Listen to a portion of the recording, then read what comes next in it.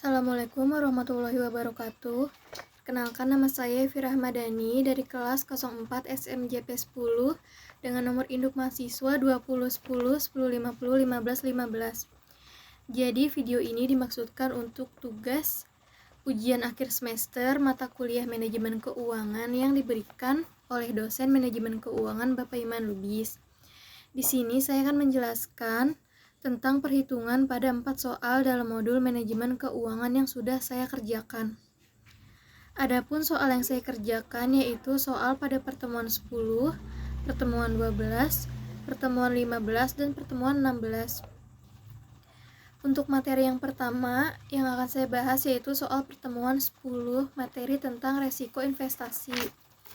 Dengan soal proyek investasi R dan T, masing-masing proyek memiliki umur ekonomis 2 tahun. Dana yang dibutuhkan untuk proyek investasi tersebut sama besarnya, masing-masing sebesar Rp20.000. Return yang diharapkan dari masing-masing proyek 25%. Distribusi probabilitas dan aliran kas kedua proyek investasi selama umur ekonomisnya sebagai berikut. Jadi, pada soal ini terdapat tabel data dari usulan investasi R dan usulan investasi T. Untuk tahun pertama dan tahun kedua, aliran kas dan juga probabilitas. Yang pertama, saya akan melakukan perhitungan resiko aliran kas. Besarnya aliran kas dapat diinput dengan menggunakan standar penyimpangan. Menghitung resiko penyimpangan atau deviasi menggunakan rumus expect value sama dengan aliran kas pada tiap kemungkinan yang terjadi dikali probabilitas, di mana hasil dari expect value proyek R pada tahun pertama sebesar Rp15.250. Hasil ini adalah total dari keseluruhan yang sudah dijumlahkan dari tabel usulan investasi R. Lalu untuk proyek T-nya, expect value yang didapatkan sebesar Rp12.600.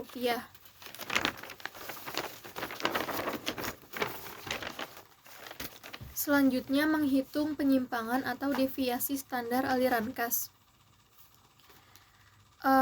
Rumus penyimpangan itu sendiri yaitu penyimpangan sama dengan VI dikurang EF tutup kurung pangkat 2 dikali PI, di mana penyimpangan sama dengan besarnya tiap-tiap aliran kas yang terjadi yang dihitung diselisih antara nilai aliran kas yang terjadi dengan nilai aliran kas yang diharapkan dikali probabilitas.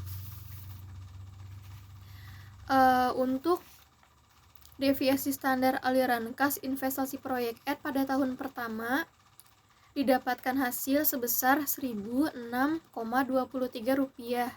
yang jika dibulatkan hasilnya menjadi Rp1.006. Lalu untuk standar aliran kas investasi proyek T-nya didapatkan hasil sebesar Rp830,66 yang dibulatkan menjadi Rp831. Setelah dilakukan perhitungan dengan standar penyimpangan, ternyata penyimpangan proyek R sebesar Rp1.006 dan penyimpangan proyek T sebesar Rp831. Ini berarti penyimpangan proyek T lebih besar dibanding proyek R lebih besar dibanding proyek T. Lanjut, menghitung resiko penyimpangan atau deviasi pada tahun kedua. Rumusnya masih sama yaitu expect value sama dengan aliran kas pada tiap kemungkinan yang terjadi dikali probabilitas. Untuk proyek R pada tahun kedua didapatkan expect value sebesar Rp16.425 dan pada proyek T tahun kedua didapatkan hasil expect value T-nya sebesar Rp17.775. Untuk menghitung penyimpangan atau deviasi standar aliran kasnya pada tahun kedua untuk proyek R didapatkan hasil sebesar Rp1.380,89 yang jika dibulatkan jadi Rp1.381. Untuk proyek T pada tahun kedua, deviasi standar aliran kasnya didapatkan hasil sebesar Rp1.123,33, yang jika dibulatkan menjadi Rp1.123. Setelah dilakukan perhitungan dengan standar penyimpangan, ternyata penyimpangan proyek R sebesar Rp1.381 dan penyimpangan proyek T sebesar Rp1.123. Ini berarti pada tahun kedua penyimpangan proyek R lebih besar dibandingkan proyek T. Lanjut untuk soal yang kedua, yaitu pada pertemuan 12 tentang keputusan investasi. Soalnya, PT Cemerlang, sebuah perusahaan yang bergerak di bidang industri pakan ternak, sedang merencanakan produksi dengan investasi pada mesin seharga Rp750 juta dengan nilai resido sebesar Rp100 juta. Dari dana tersebut, sebesar Rp50 juta merupakan modal kerja dan sisanya modal tetap dengan umur ekonomis 6 tahun. Keuntungan yang dipersyaratkan 18%. Proyeksi penjualan selama 5 tahun adalah di sini ada tabel tahun sama penjualan. Untuk tahun pertama penjualan sebesar Rp445 juta. Pada tahun kedua penjualan sebesar Rp450 juta. Pada tahun ketiga penjualan sebesar Rp375 juta. Pada tahun keempat sebesar Rp435 juta. Pada tahun kelima penjualan sebesar Rp440 juta. Lalu pada tahun ke-6 penjualan sebesar Rp425 juta. Biaya-biaya yang harus dikeluarkan perusahaan yaitu: pertama, ada biaya variabel sebesar 40% dari penjualan. Kedua, biaya tetap selain penyusutan sebesar Rp35 juta. Lalu biaya penyusutan sesuai dengan umur ekonomis mesin, dan pajak yang ditanggung sekitar 40%. Lalu diminta untuk menghitung yang pertama, proyeksi laba atau rugi selama periode proyek. Yang kedua, diminta untuk menghitung accounting rate of return atau ARR. Lalu diminta pula untuk menghitung payback period. Lalu diminta untuk menghitung profitability index. Diminta juga untuk menghitung net present value atau NPV, dan yang terakhir IRR dengan keuntungan yang dipersyaratkan sebesar 30%.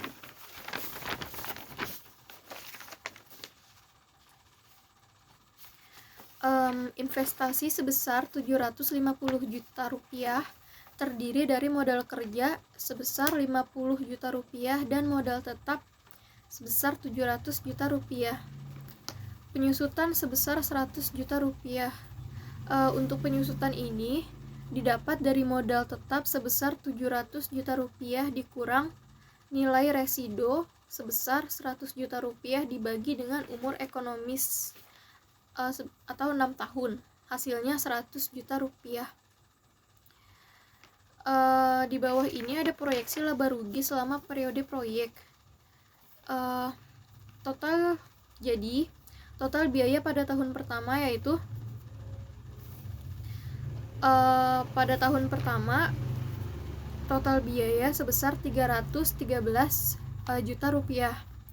Pada tahun kedua total biaya sebesar Rp315 juta. Pada tahun ketiga total biaya sebesar Rp285 juta. Pada tahun keempat total biaya sebesar Rp309 juta. Dan pada tahun kelima total biaya sebesar Rp311 juta. Dan pada tahun ke-6 total biaya sebesar Rp305 juta. Total biaya didapatkan dari keseluruhan jumlah biaya variabel.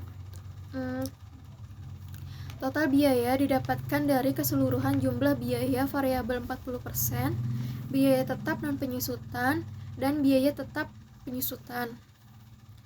Lalu laba sebelum pajak pada tahun pertama sebesar Rp137 juta. Pada tahun kedua sebesar 135 juta. Pada tahun ketiga, laba sebelum pajak sebesar 90 juta rupiah. Pada tahun keempat, laba sebelum pajak sebesar 126 juta rupiah. Pada tahun kelima, sebesar 129 juta rupiah. Dan pada tahun keenam, sebesar 120 juta rupiah. Laba sebelum pajak ini didapat dari nilai penjualan dikurangi total biaya. Lalu ada laba bersih setelah pajak pada tahun pertama sebesar 79.200.000 rupiah. Dan pada tahun kedua sebesar 81 juta rupiah. Pada tahun ketiga sebesar 54 juta rupiah. Dan pada tahun keempat sebesar 75.600.000 rupiah. Pada tahun kelima laba bersih sebesar 77.400.000 rupiah. Dan pada tahun keenam sebesar 72 juta rupiah. Untuk kas bersih atau prositnya itu untuk tahun pertama sebesar 179.200.000 rupiah. Lalu untuk tahun kedua sebesar 181 juta rupiah.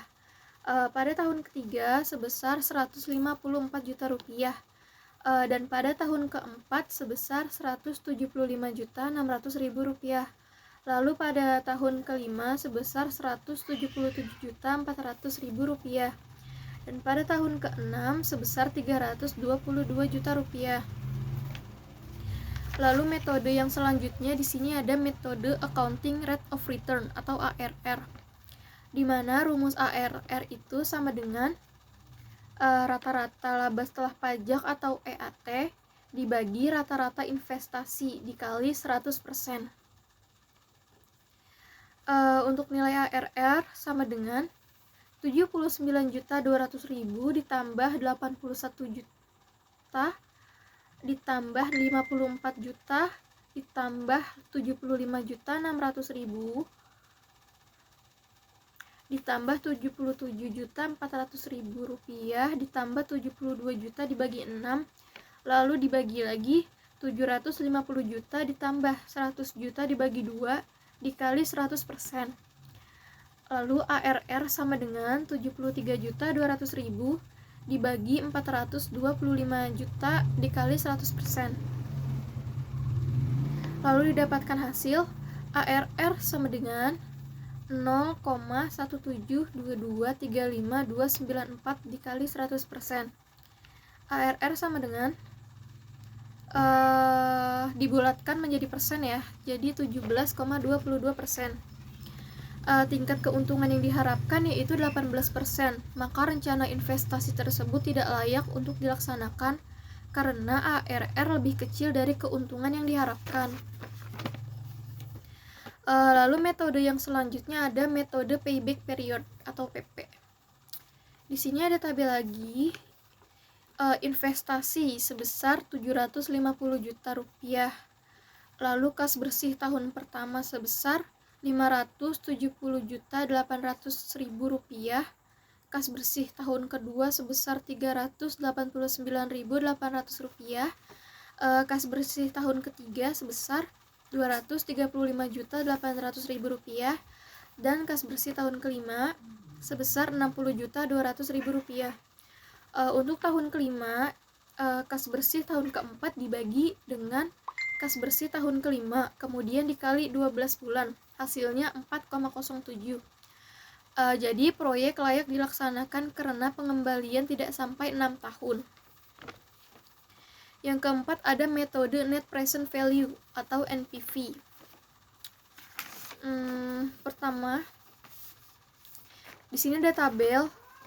Tabelnya itu berisi yang pertama tahun, kedua kas bersih, 3 DR atau discount rate.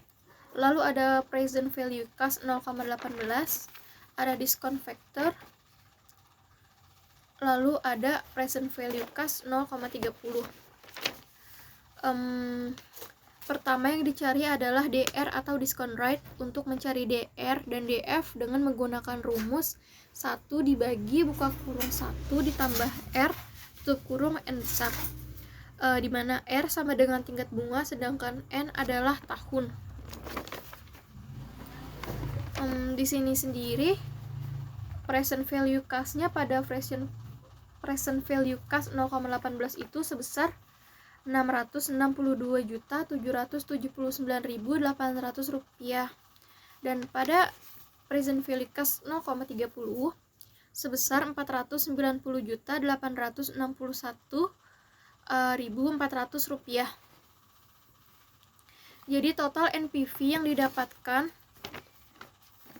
itu minus 87.220.200 rupiah. Di sini NPV kurang dari 0, maka proyek tidak layak dilaksanakan.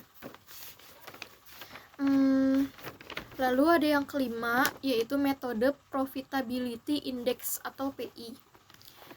Rumus Profitability Index yaitu Profitability Index sama dengan present value dari aliran kas dibagi investasi awal, di mana Profitability Index sama dengan 662.779.800 rupiah dibagi 750 juta, hasilnya 0,88.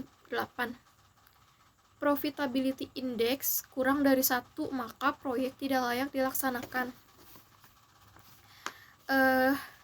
Jika Profitability Index lebih dari 1, maka investasi diterima. Namun, apabila Profitability Index kurang dari 1, maka investasi ditolak.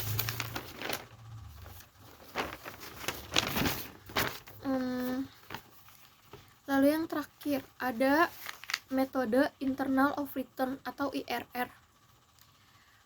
Di sini ada IRR 18% dan IRR 30%. Untuk IRR 18% sama dengan minus 87.220.200 rupiah dibagi 662.779.800 rupiah dikurang 490.861.400 rupiah dikali buka kurung 30% dikurang 18% sama dengan 18% ditambah buka kurung min 60,74% tutup kurung sama dengan minus 66,99% atau IRR 30% sama dengan minus 259.138.600 rupiah dibagi 662.779.800 rupiah dikurangi 490.861.400 rupiah dikali buka kurung 30% dikurang 18% tutup kurung sama dengan 30% dikali tutup kurung 18,08%, hasilnya minus 11,92%. IRR dengan keuntungan yang dipersyaratkan dengan hasil dari hasil tersebut dapat dilihat bahwa IRR yang dihasilkan kurang dari invasi yang terjadi, maka proyek tidak layak dilaksanakan. Lalu lanjut pada soal ketiga pada pertemuan 15 tentang biaya modal dengan soal perusahaan cendana dalam membiayai proyek investasinya menggunakan beberapa sumber dana secara serentak. Jumlah dana dan biaya modal dana tersebut adalah sebagai berikut. Di sini ada tabel.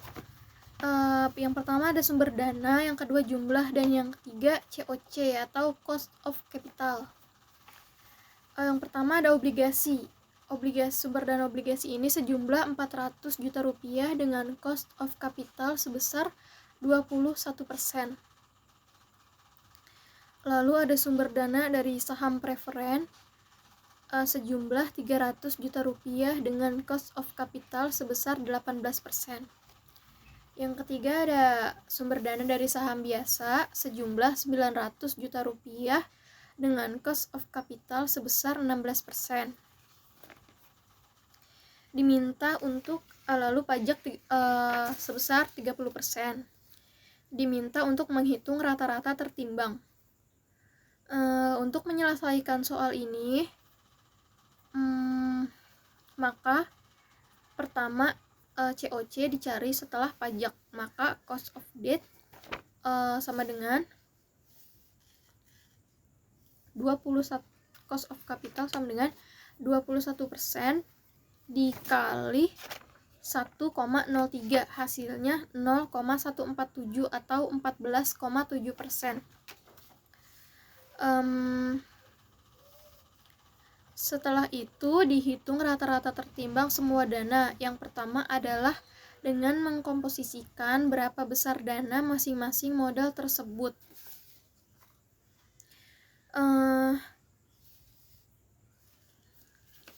Di sini ada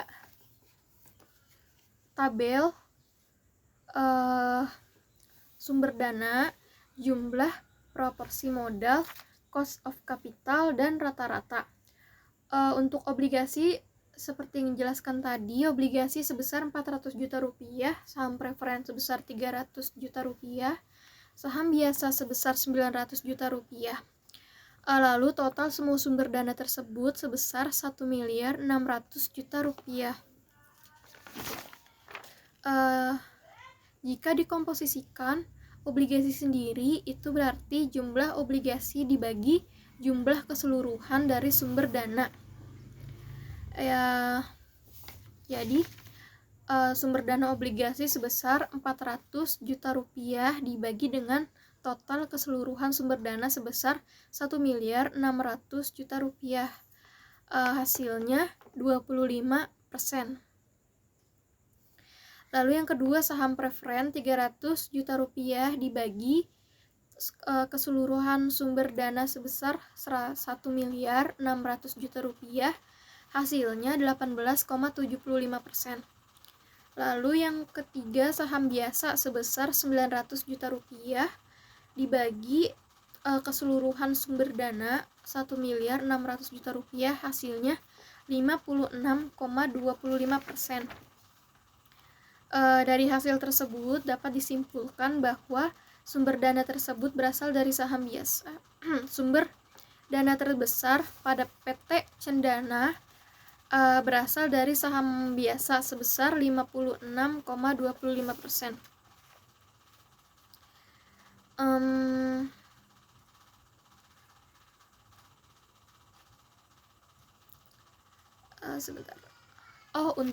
Lalu ada rata-rata.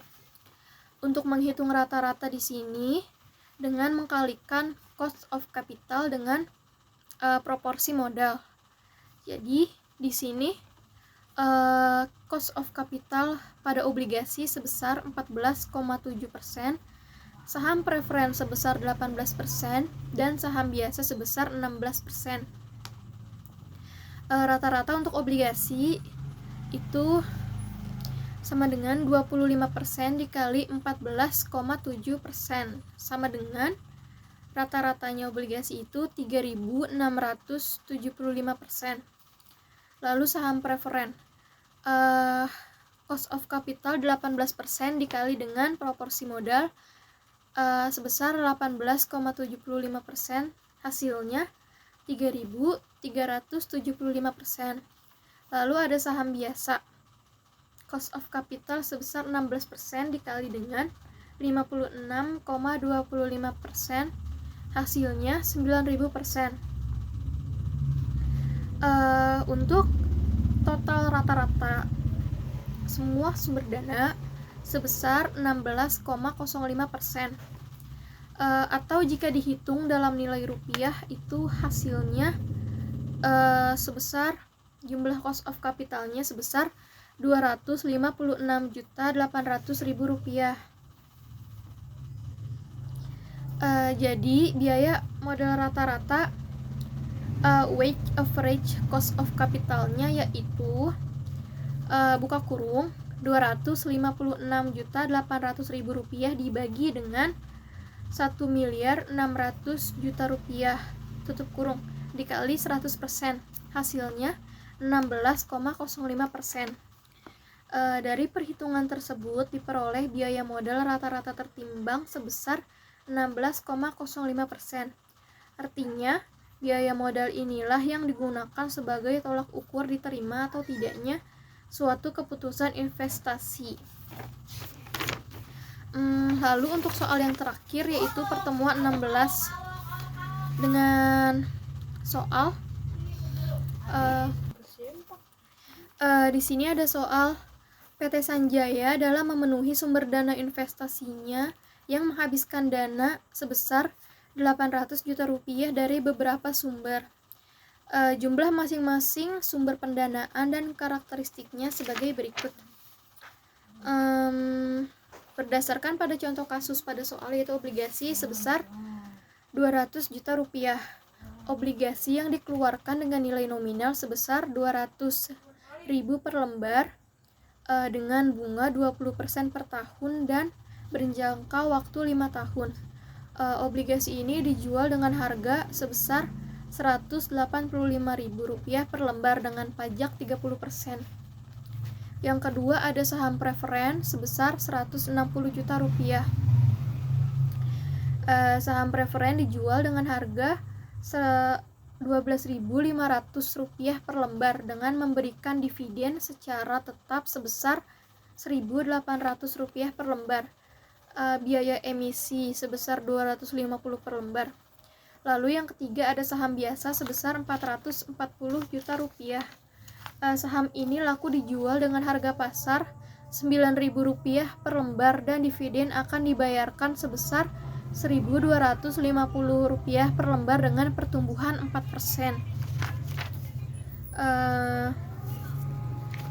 Lalu diminta untuk menghitung, yang pertama menghitung biaya modal individual, lalu yang kedua menghitung biaya modal rata-rata tertimbang. Pada dasarnya biaya penggunaan hutang jangka panjang yang biasanya berasal dari obligasi dapat dihitung dengan cara metode singkat dan metode present value. Di sini saya akan menggunakan cara metode singkat. Perhitungan biaya hutang obligasi yang ditandai dengan simbol KD ini yaitu dengan rumus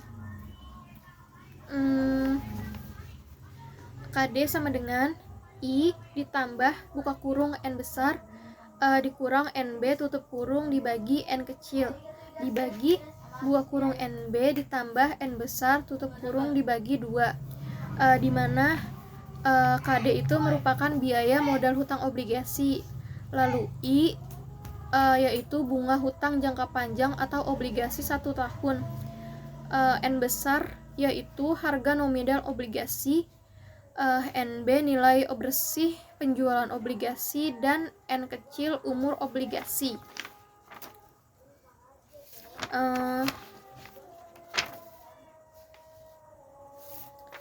Di sini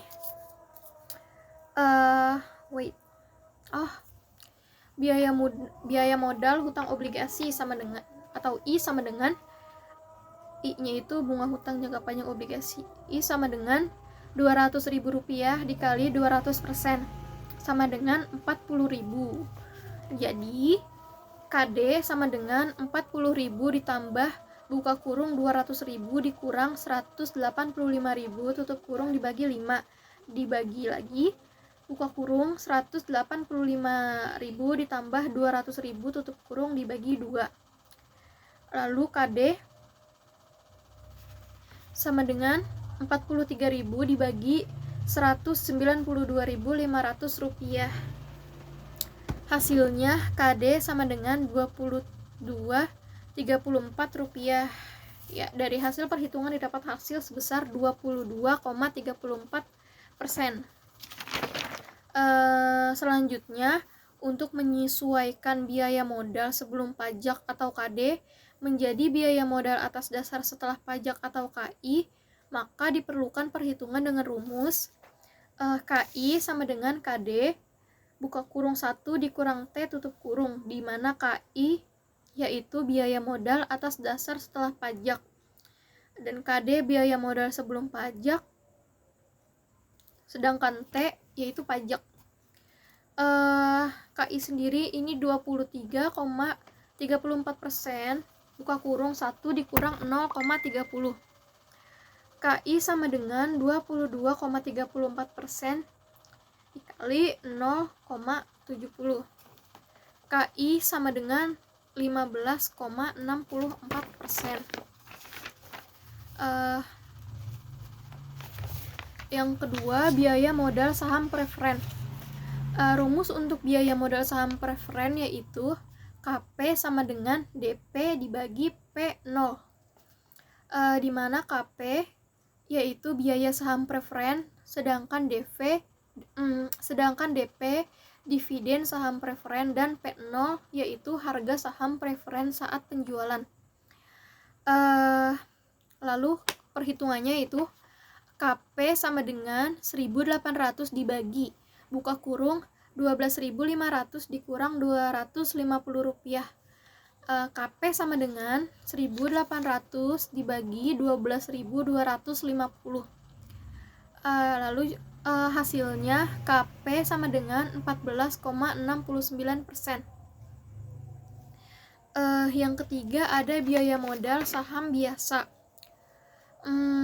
Untuk melakukan perhitungan, saya akan menghitung menggunakan pendekatan model diskonto dividen, di mana rumusnya yaitu KE sama dengan DI dibagi rumusnya yaitu KE sama dengan buka kurung DI dibagi P0 tutup kurung ditambah G, di mana KE yaitu biaya modal saham biasa, DI itu dividen, P0 yaitu harga penjualan saat ini, sedangkan G itu pertumbuhan.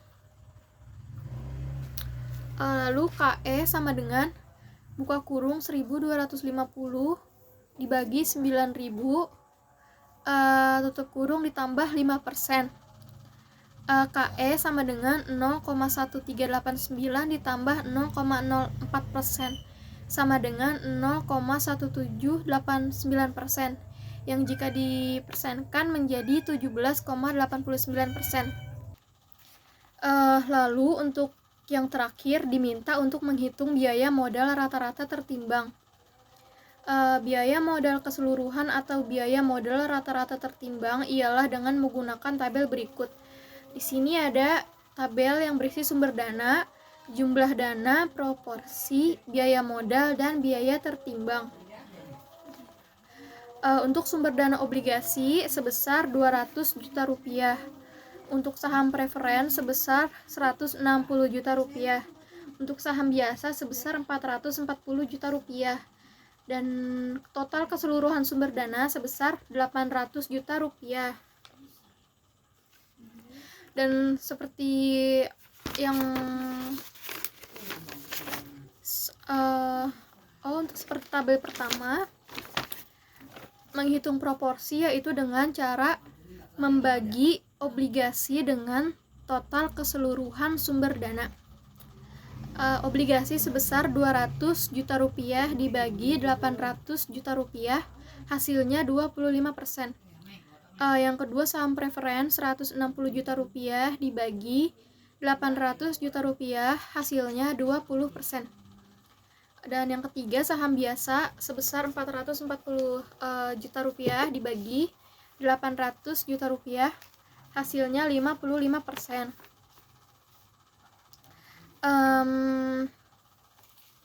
Sebentar.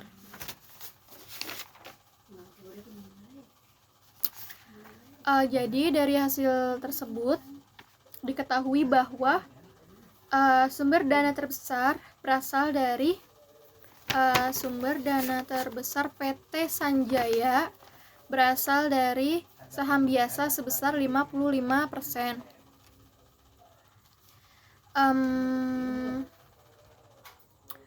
Untuk menghitung biaya tertimbangnya, biaya rata-rata tertimbang dengan cara mengkalikan proporsi dengan biaya modal.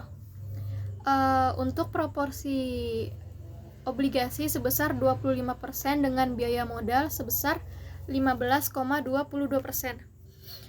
Untuk saham preferen proporsi sebesar 20% dengan biaya modal sebesar 14,69%, dan untuk saham biasa proporsi sebesar 55% dikali dengan biaya modal 17,89%. Hasilnya obligasi sebesar 3,80%, saham preferen sebesar 2,94%, dan saham biasa sebesar 9,83%. Di mana jumlah untuk biaya rata-rata tertimbang sebesar 16,57%. Jadi, biaya modal keseluruhan atau biaya modal rata-rata tertimbangnya adalah 16,57%.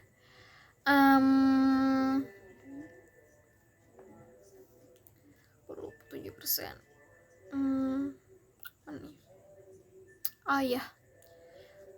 Itu saja, sekian penjelasan dari saya. Kurang lebihnya mohon maaf apabila ada kekurangan atau kesalahan. Wassalamualaikum warahmatullahi wabarakatuh.